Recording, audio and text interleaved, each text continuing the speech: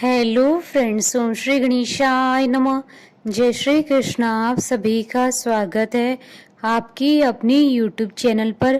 Friends, आज हम आपको इस वीडियो में बताने जा रहे हैं जितिया व्रत, जिसे जीवित पुत्री का व्रत के नाम से भी जाना जाता है, का शुभ मुहूर्त, पूजा विधि, महत्व, नियम और जीवित पुत्री का व्रत की कथा के बारे में। फ्रेंड्स, वीडियो शुरू करने से पहले आपसे रिक्वेस्ट है, अगर आप हमारे चैनल पर नए हैं और आपने अभी तक चैनल को सब्सक्राइब नहीं किया है तो प्लीज़ सब्सक्राइब कीजिएगा चैनल को, साथ ही प्रेस कीजिएगा बेल आइकन को, जिससे नए वीडियो से रिलेटेड नोटिफिकेशन आपको तुरंत प्राप्त हो सके। और वीडियो पसंद आने पर वीडियो को लाइक और शेयर जरूर कीजिएगा, ताकि सभी भक्तों को इस वीडियो का लाभ प्राप्त हो सके। और कमेंट बॉक्स में जय श्री कृष्ण जरूर लिखिएगा। संतान प्राप्ति और उनकी लंबी आयु और सुखमय जीवन के लिए हिंदू धर्म में महिलाओं द्वारा रखे जाने वाले व्रत को जितिया व्रत कहा जाता है। जितिया व्रत हर साल अश्विन मास की कृष्ण पक्ष की अष्टमी तिथि को रखा जाता है। इस दिन महिलाएं अपनी संतान की लंबी आयु और सुखमय जीवन और संतान प्राप्ति के लिए निर्जला व्रत रखती हैं। जितिया पर्व खास तौर से उत्तर प्रदेश, बिहार, झारखंड और पश्चिम बंगाल में धूमधाम के साथ मनाया जाता है। 3 दिनों तक चलने वाले इस व्रत को सभी व्रतों में सबसे कठिन व्रत माना जाता है। इस बार जितिया व्रत का प्रारंभ 17 सितंबर 2022 शनिवार से हो रहा है और जितिया व्रत का समापन 19 सितंबर 2022 सोमवार को होगा। जितिया व्रत में सप्तमी तिथि के दिन नहाय खाए और अष्टमी तिथि के दिन जितिया व्रत और नवमी के दिन पारण किया जाता है। धार्मिक मान्यताओं के अनुसार इस व्रत का महत्व महाभारत से जुड़ा है। मान्यता है कि उत्तरा के गर्भ में पल रहे पांडव पुत्र को बचाने के लिए श्री कृष्ण जी ने अपने सारे पुण्य कर्मों को लगा दिया था और उसे पुनर्जीवित कर दिया था। तब से ही स्त्रियां कृष्ण पक्ष की अष्टमी तिथि को निर्जला व्रत रखकर अपनी संतान की लंबी आयु की कामना करती हैं। मान्यता है कि इस व्रत से श्री कृष्ण भगवान प्रसन्न होकर व्रती स्त्रियों की संतान की रक्षा करते हैं। फ्रेंड्स, अब आइए जानते हैं जीवित पुत्री का व्रत की शुभ मुहूर्त के बारे में। हिंदू पंचांग के अनुसार इस बार जितिया व्रत 18 सितंबर 2022 रविवार के दिन है। जितिया व्रत 3 दिन का होता है। जितिया व्रत का प्रारंभ 17 सितंबर 2022 शनिवार से हो रहा है और जितिया व्रत का समापन 19 सितंबर 2022 सोमवार को होगा। जितिया व्रत का पहला दिन सप्तमी को नहाय खाए से प्रारंभ होता है। सप्तमी तिथि प्रारंभ होगी 16 सितंबर 2022 को दोपहर 12:20 पर और सप्तमी तिथि का समापन होगा 17 सितंबर 2022 को दोपहर 2:14 पर। और जितिया व्रत का मुख्य दिन खुरजितिया 18 सितंबर 2022 रविवार के दिन है। इस दिन महिलाएं निर्जला व्रत रखती हैं। अष्टमी तिथि प्रारंभ होगी 17 सितंबर 2022 को दोपहर 2:15 पर और अष्टमी तिथि का समापन होगा 18 सितंबर 2022 को शाम 4:33 पर। 18 सितंबर 2022 को जितिया व्रत के लिए शुभ मुहूर्त रहेंगे। सूर्योदय का समय रहेगा सुबह 6:18 पर और सूर्यास्त का समय रहेगा शाम 6:24 पर और प्रदोष काल का समय रहेगा शाम 5:39 से शाम 7:08 तक और ब्रह्म मुहूर्त रहेगा सुबह 4:31 से सुबह 5:19 तक और अभिजीत मुहूर्त रहेगा सुबह 11:51 से दोपहर 12:40 पर और विजय मुहूर्त रहेगा दोपहर 2:18 से दोपहर 3:07 तक।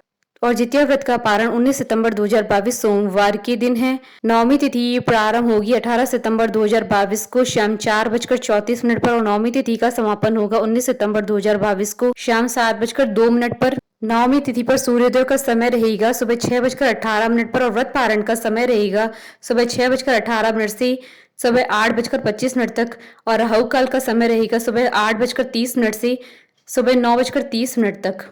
फ्रेंड्स, अब आइए जानते हैं जीवित पुत्री का व्रत की पूजन विधि के बारे में। जितिया व्रत के नियम काफी सख्त होते हैं। पुत्र की लंबी आयु की कामना से रखे जाने वाले इस व्रत में कई सामग्रियों के चढ़ावे तैयार करने होते हैं। अष्टमी के दिन की पूजन विधि विशेष होती है। इस दिन जितिया का मुख्य व्रत होता है। यह निर्जला रखा जाता है। अष्टमी के दिन स्नान आदि कर स्वच्छ वस्त्र धारण करें। भगवान जीमतु वाहन की पूजा करें। भगवान जीमतु वाहन की कुशा से निर्मित प्रतिमा को धूप, दीप, अक्षत, पुष्प आदि अर्पित करें। मिट्टी तथा गाय के गोबर से चील व सियारन की मूर्ति बनाएं। इनके माथे पर लाल सिंदूर का टीका लगाएं। जीवित पुत्री का व्रत की कथा सुने या पढ़ें। माँ को 16 पेड़ा, 16 धूप की माला, 16 खड़ा चावल, 16 गांठ का धागा, 16 लौंग, 16 इलायची, 16 पान, 16 खड़ी सुपारी व श्रृंगार का सामान अर्पित करें। वंश की वृद्धि और प्रगति के लिए उपवास कर बांस के पत्रों से पूजन करें। फ्रेंड्स, अब आइए जानते हैं जीवित पुत्रिका व्रत के नियमों के बारे में। जीवित पुत्रिका व्रत कठिन व्रतों में से एक है। इस व्रत में बिना पानी पिए कठिन नियमों का पालन करते हुए व्रत पूर्ण किया जाता है, लेकिन कुछ खास बातों का ध्यान रखने की भी जरूरत है। जिन महिलाओं को गंभीर स्वास्थ्य समस्याएं, उनको इस व्रत को नहीं करना चाहिए। गर्भवती महिलाएं यह व्रत न रखकर सिर्फ पूजा करें तो बेहतर होगा। व्रत रखने वाली महिलाएं एक दिन पहले ही तामसिक भोजन न करें, लहसुन, प्याज और मांसाहार का सेवन न करें। संयम का दूसरा नाम ही व्रत है। व्रत के दौरान मन, वचन और कर्म की शुद्धता आवश्यक है, इसलिए मन में किसी तरह का छल कपट नहीं रखना चाहिए। इस व्रत में प्रसाद और रंग बिरंगे धागे अर्पित किए जाते हैं। इसके बाद संतान को सुरक्षा कवच के रूप में धागे पहना दिए जाते हैं। उनकी आयु की कामना करके उन्हें आशीर्वाद दिया जाता है। इसके बाद ही व्रत का पारण किया जाता है। जितिया व्रत के एक दिन पहले महिलाएं सुबह जल्दी उठकर स्नान कर पूजा करती हैं, फिर इसके बाद भोजन करती हैं। इसके बाद जितिया व्रत के पारण करने के बाद ही अन्न ग्रहण करेंगी। जितिया व्रत में व्रती महिलाएं पूरे दिन निर्जला व्रत रखती हैं। पारण वाले दिन सूर्य नारायण को अर्घ्य देने के बाद ही कुछ खाती हैं। जितिया व्रत वाले दिन जोर भात, भरुआ की रोटी और नोनी का साग खाया जाता है। फ्रेंड्स, अब आइए प्रारंभ करें जीवित पुत्रिका व्रत की कथा। गंधर्वों के एक राजकुमार थे जिनका नाम जिमतुवाहन था।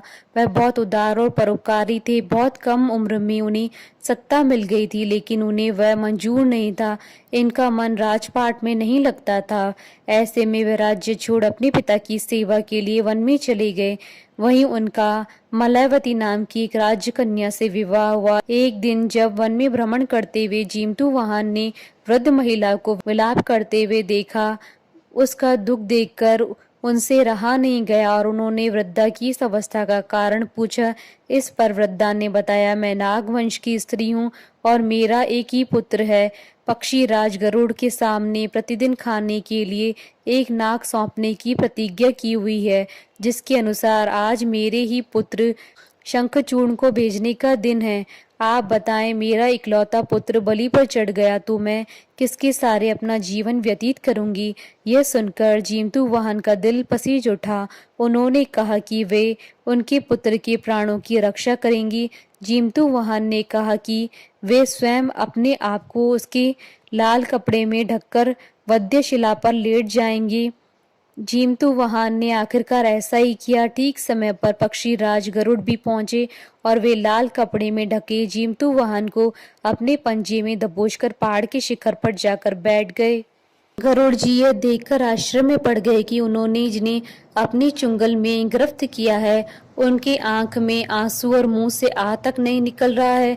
ऐसा पहली बार हुआ था। आखिरकार गरुड़ जी ने जिमतुवाहन से उनका परिचय पूछा। पूछने पर जिमतुवाहन ने उस वृद्धा स्त्री से हुई अपनी सारी बातों को बताया। पक्षी राज गरुड़ हैरान हो गए। उन्हें इस बात का विश्वास ही नहीं हो रहा था कि कोई किसी की मदद के लिए ऐसी कुर्बानी भी दे सकता है। गरुड़ जी इस बहादुरी को देख काफी प्रसन्न हुए और जिमतुवाहन को जीवन दान दे दिया। साथ ही उन्होंने भविष्य में नागों की बलि न लेने की भी बात कही। इस प्रकार एक माँ के पुत्र की रक्षा हुई। मान्यता है कि तभी से ही पुत्र की सुरक्षा हेतु जिमतुवाहन की पूजा की जाती है। एक अन्य कथा के अनुसार एक बार एक पेड़ पर गरुड़ जी और लोमड़ी रहते थे। दोनों ने कुछ महिलाओं को पूजा और उपवास करते हुए देखा तो उनका भी जितिया व्रत करने का मन कर गया। दोनों ने भगवान श्री जिमतुवाहन की पूजा और व्रत करने का संकल्प लिया, लेकिन जिस दिन दोनों को व्रत रखना था उस दिन गांव के एक बड़े व्यापारी की मृत्यु हो गई और उसके शव को देखकर लोमड़ी अपनी भूख पर काबू न पा सकी और उसने चुपके से व्रत तोड़ते हुए भोजन कर लिया।